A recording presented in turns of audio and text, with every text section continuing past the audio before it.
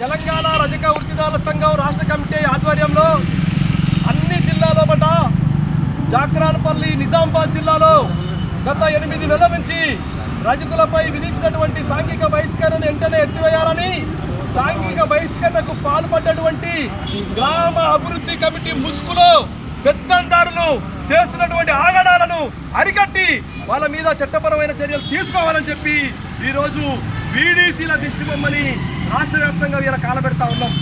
ఈరోజు సభ్య సమాజం తల వంచుకోవాలి. 77 ఏళ్ల స్వాతంత్రం మననే ఆగస్టు 15 అయిపోయింది.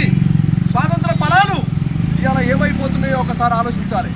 సేవా కులాల మీద, చేతి వృత్తిదారుల మీద గ్రామ అభివృద్ధి కమిటీల యొక్క హుకుం జులుం ఇవాళ నిజామాబాదు ఆర్మూరు ప్రాంతంలో పెద్ద ఎత్తున సాగుతూ ఉన్నది.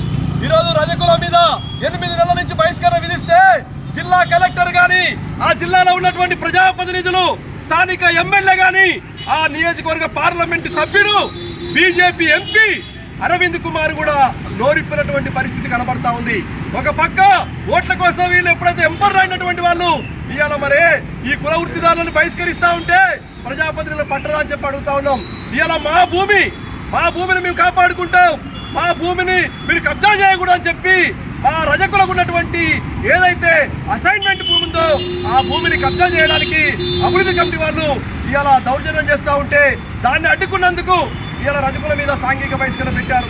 వాళ్ళకు పాలు ఇవ్వనీయడం లేదు, వాళ్ళు ఆటోలు ఎక్కనీయడం లేదు, కిరాణా సరుకులు ఇవ్వడం లేదు, వాళ్ళు ఎక్కడ కూడా కైకిరి కూలి పని కూడా రానివ్వడం లేదు.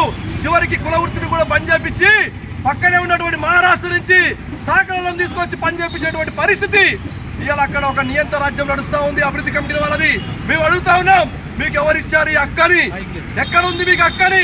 ఇలా భారత రాజ్యాంగం ప్రకారం, బాబాసాహెబ్ ఇచ్చిన రాజ్యాంగం ప్రకారం ఇలా చేతి వృత్తులకు, బలహీన వర్గాలకు ఆర్టికల్ 340 ప్రకారం మాకు చాలా హక్కులున్నాయి. మా హక్కులని భంగం చేస్తా ఉన్నారు, మానవ హక్కులని, పౌర హక్కులని ఉల్లంఘిస్తా ఉన్నారు. ఇలా రజకుల మీద జరిగినటువంటి బహిష్కరణ సభ్య సమాజం ఖండించాలి, రాష్ట్ర ప్రభుత్వం కూడా స్పందించాలి. వెంటనే వెనుకబడిన తరగతుల సంక్షేమ శాఖ మంత్రి పొన్నం ప్రభాకర్ గారు ఆ ఊరు విజిట్ చేయాలని చెప్పి కూడా మేము డిమాండ్ చేస్తా ఉన్నాం. జిల్లా కలెక్టర్ అంటే ఆ ఊరు విజిట్ చేయాలి, ముఖ్యమంత్రి గారు కూడా స్పందించాలి.